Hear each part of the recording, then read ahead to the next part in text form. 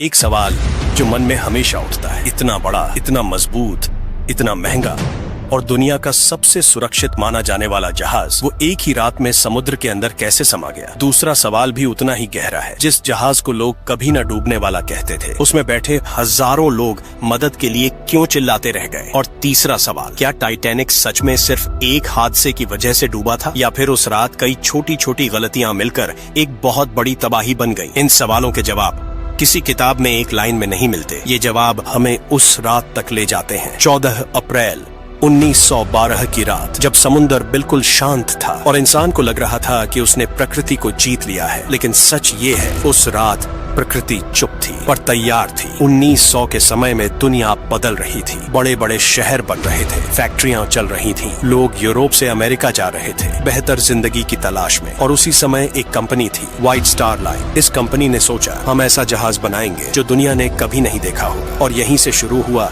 Titanic का सपना। 3 साल तक इंजीनियरों ने काम किया, हजारों मजदूरों ने पसीना बहाया, स्टील की मोटी चादरें जोड़ी गईं, लाखों की लागत लगी और आखिरकार बना RMS टाइटैनिक। लंबाई 4 फुटबॉल मैदान जितनी, ऊंचाई 10 मंजिला इमारत जैसी, वजन 46,000 टन। अंदर ऐसा लग रहा था जैसे कोई चलता फिरता महल हो। पहली क्लास में रेशमी पर्दे, लकड़ी की दीवारें, चांदी के बर्तन, स्विमिंग पूल, जिम, लाइब्रेरी। और नीचे तीसरी क्लास में गरीब परिवार, मजदूर, किसान जो अमेरिका जाकर नई शुरुआत करना चाहते थे। सब एक ही जहाज में थे, अमीर और गरीब एक ही सफर पर। टाइटैनिक के अंदर 16 वाटर टाइट कंपार्टमेंट थे, मतलब अगर जहाज के नीचे कहीं छेद हो जाए तो पानी सिर्फ एक हिस्से में भरेगा, पूरा जहाज नहीं डूबेगा। इंजीनियरों ने कहा 4 कंपार्टमेंट तक पानी भर जाए तो भी जहाज सुरक्षित रहेगा। यहीं से फैली एक बात, टाइटैनिक इज अनसिंकेबल, टाइटैनिक कभी नहीं डूब सकता। कंपनी ने खुलकर ये बात नहीं कही, लेकिन लोगों को यही महसूस कराया। और यही सबसे खतरनाक चीज थी, ज्यादा भरोसा। जब इंसान को लगता है कि अब कुछ गलत नहीं होगा, तभी सबसे बड़ी गलती होती है। 10 अप्रैल 1912 सुबह का समय, टाइटैनिक इंग्लैंड के साउथहैम्पटन पोर्ट से रवाना हुआ। लोग खुश थे, बैंड बज रहे थे, परिवार हाथ हिला रहे थे। कोई सोच भी नहीं सकता था कि इनमें से आधे लोग वापस नहीं आएंगे। फ्रांस और आयरलैंड से और यात्री लिए गए। अब जहाज में थे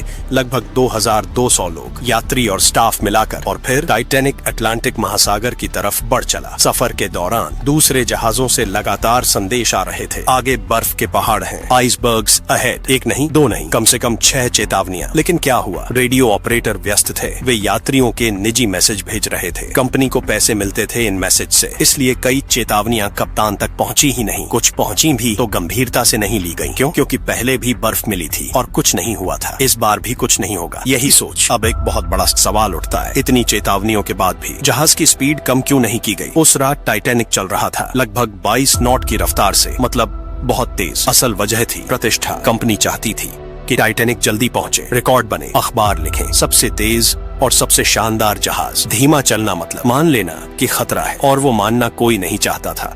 अब हम पहुंचते हैं उस रात पर, 14 अप्रैल 1912 रात के करीब 11 बजे। समुद्र बिल्कुल शांत था, ना लहरें ना हवा। सुनने में अच्छा लगता है, लेकिन असल में ये बहुत खतरनाक था। क्यों? क्योंकि जब लहरें नहीं होती तो बर्फ के पहाड़ दूर से चमकते नहीं, वे अंधेरे में गायब से लगते हैं। और एक और गलती, उस दिन दूरबीन की चाबी गलती से जहाज पर रही नहीं गई। मतलब जो लोग आगे खड़े होकर पहरा दे रहे थे, वे बिना दूरबीन के देख रहे थे, अंधेरे में, तेज रफ्तार में। रात के 11:40 फ्रेडरिक फ्लिट नाम का जवान आगे मस्तूल पर खड़ा था। अचानक उसने देखा एक काली सी दीवार सामने आ रही है, बर्फ का पहाड़, आइसबर्ग राइट अहेड। उसने तुरंत घंटी बजाई, ब्रिज पर खबर पहुंची। अधिकारी मर्डोक ने आदेश दिया, पूरा जहाज मोड़ो, इंजन पीछे करो। सब कुछ हुआ, लेकिन बहुत देर हो चुकी थी। इतना बड़ा जहाज इतनी जल्दी नहीं मुड़ सकता। कुछ सेकंड बाद किरकिराहट की आवाज, धातु के चीरने की आवाज, और बर्फ का पहाड़ जहाज से रगड़ता हुआ निकल गया। लोगों को लगा बस हल्की सी टक्कर थी। कोई नहीं समझ पाया कि असली तबाही शुरू हो चुकी है। टक्कर बहुत जोरदार नहीं थी, इसलिए लोग डरे नहीं। लेकिन नीचे जहाज के पेट में लगभग 90 मीटर लंबी दरार बन गई थी, छोटे छोटे छेद। पानी 5 कंपार्टमेंट में घुसने लगा। याद है, 4 तक ठीक था, 5 मतलब मौत। धीरे धीरे आगे का हिस्सा भारी होने लगा, जहाज झुकने लगा। कप्तान एडवर्ड स्मिथ को बुलाया गया। इंजीनियर एंड्रयूज ने हिसाब लगाया और कहा 2 घंटे में जहाज डूब जाएगा। इतनी शांति से जैसे मौसम बता रहे हो। अब एक और कड़वी सच्चाई, जहाज में थे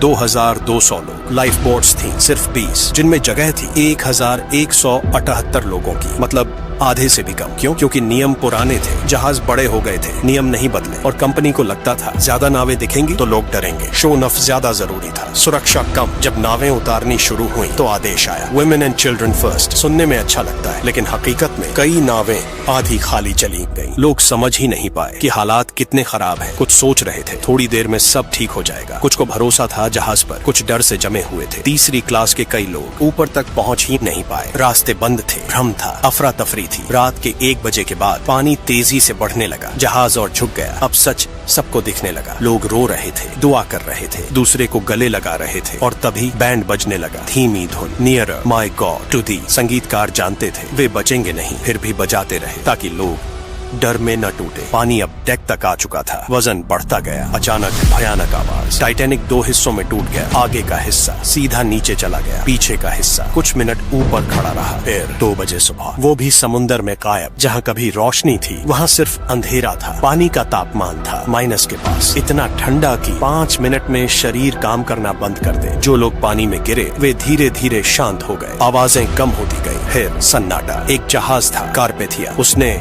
SOS सुना, पूरी रफ्तार से आया, लेकिन दूरी बहुत थी। वह पहुंचा सुबह 4 बजे, तब तक सब खत्म हो चुका था। 706 लोग बचे, 500 से ज्यादा मर गए। टाइटैनिक सिर्फ बर्फ से नहीं डूबा, वो डूबा घमंड से, लापरवाही से, जल्दबाजी से, और कुछ नहीं होगा वाली सोच से। अगर स्पीड कम होती, अगर चेतावनियां सुनी जाती, अगर नावें ज्यादा होती तो इतिहास कुछ और होता, लेकिन नहीं हुआ। और यही हमें सोचने पर मजबूर करता है। जब इंसान खुद को सबसे ताकतवर समझने लगता है तो प्रकृति उसे याद दिलाती है कि आखिरी ताकत उसी के पास है। अगर ये वीडियो आपको अच्छी लगी हो तो वीडियो को लाइक करें, और ऐसी ही गहरी और सच्ची वीडियो के लिए हमारे चैनल को सब्सक्राइब जरूर करें। मिलते हैं अगले वीडियो में।